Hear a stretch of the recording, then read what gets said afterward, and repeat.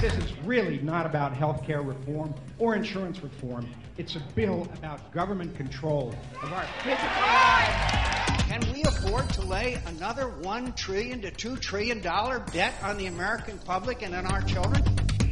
There's no way I can pass a bill in the House of Representatives without a public option. I want everybody to be clear that the public option is just one option. It will be voluntary. We're talking about health care. That's life or death affecting every American. We're talking about 1/6 of the economy. It ought to be broad-based. It shouldn't be partisan.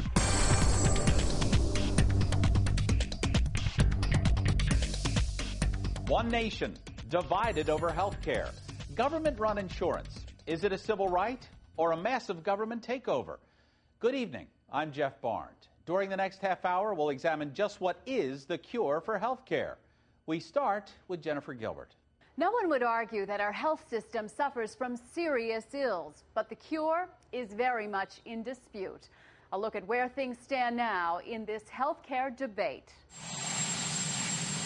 It is a cornerstone of the presidency of Barack Obama. We are closer than ever before to the reform that the American people need, and we're going to get the job done. I'm scared about the country going to socialism. But furor erupted over his plans for reform. It's a bill about government control. I don't believe we A key sticking point, the public option to provide health care for the millions of uninsured, a non-negotiable for liberal Democrats. It's a deal breaker because the whole idea behind health care reform is to bring down the cost. We cannot bring down the cost unless there's a public option. But the public option fueled public outrage and fear it would drive private insurance companies out of business. What happened to the private insurance companies in Canada? Just like that, they were gone because they couldn't compete with it. Now, why would it be any different here? Critics say the plan making its way through Congress would do nothing to cut the spiraling cost of care, but would actually add to it with an estimated $1 trillion price tag. This is the biggest overthrow of the greatest healthcare system in the history of the world by Big Brother. And essentially, Big Brother will now take over 35% of the American economy, which is the healthcare industry. Congress missed the president's deadline of delivering a bill by the August recess. 1 Senate committee and 3 House committees have approved bills. The Senate Finance Committee struggles to reach a compromise, and the president finds himself caught between his promises of the past and the political reality of the present. Because the president couldn't force a vote by August, people against the legislation have had the time to mobilize and make their voices heard.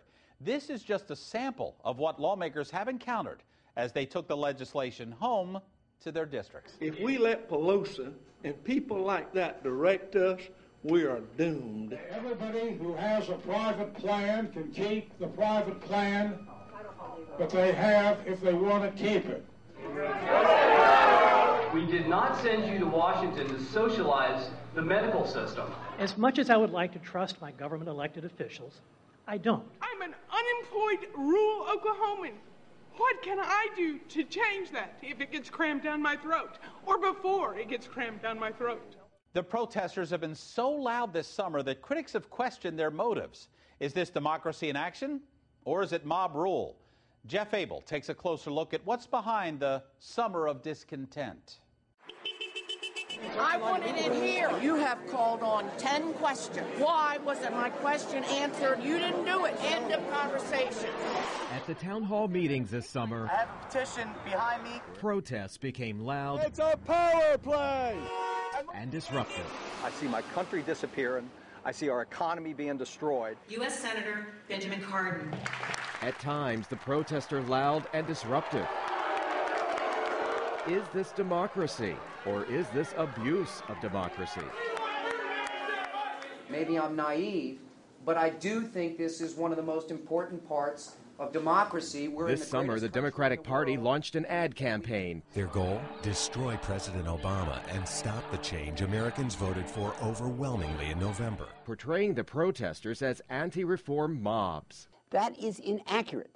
It doesn't mean that what a tiny minority is doing is correct, but it is unethical to depict that as typical of the opposition to the health care bill. We want to make the changes. But if health care reform is fueling such political passion, Public option is no option. Obamacare. This is so wrong. This is America. why is it difficult to keep these town hall meetings on topic? We have won the Iraq War. I don't want to Okay, spend I'm the next... sorry, next question. Many Americans are finding these meetings the perfect place to vent. We have failing public education. Your government has lost the faith and trust of the American people. There seems so much frustration. And therefore, if people, okay, thank you. Some analysts believe it may have less to do with health care and more to do with a summer of discontent. They've watched while the government bailed out banks and other financial institutions when they subsidized the automobile industry with billions of dollars.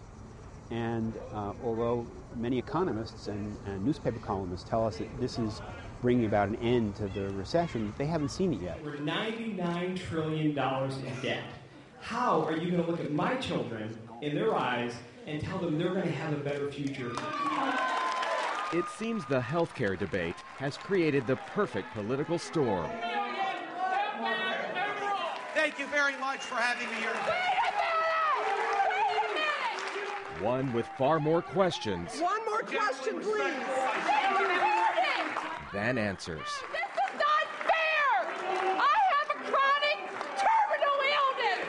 I need to hear me! I think this is what America needs to get back to. No, because he leaves me! In Hagerstown, Maryland, I'm Jeff Abel reporting. The healthcare debate could be taking its toll on President Obama's approval rating. A Rasmussen report poll taken in early September shows Mr. Obama with a 45% approval rating, a 19-point drop from its high in April. 53% now disapprove of his performance. Lawmakers are hurting too. 57% of those polled said they would replace the entire Congress if possible.